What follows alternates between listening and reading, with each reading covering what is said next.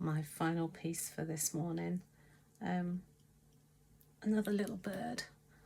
I was really worried about this one yesterday because I poured it all in one go and it got really hot with the heat at the moment, so I thought it had flash cured and thought I was going to lose it, but it looks like it's come out okay.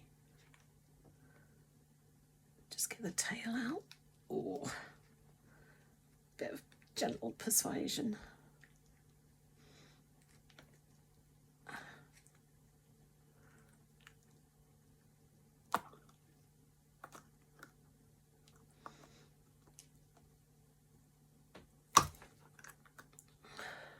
There. Oh wow.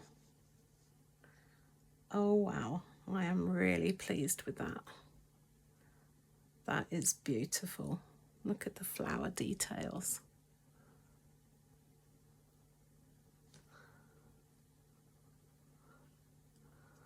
I didn't know if it was going to work because I did absolutely fill it with the dried flowers,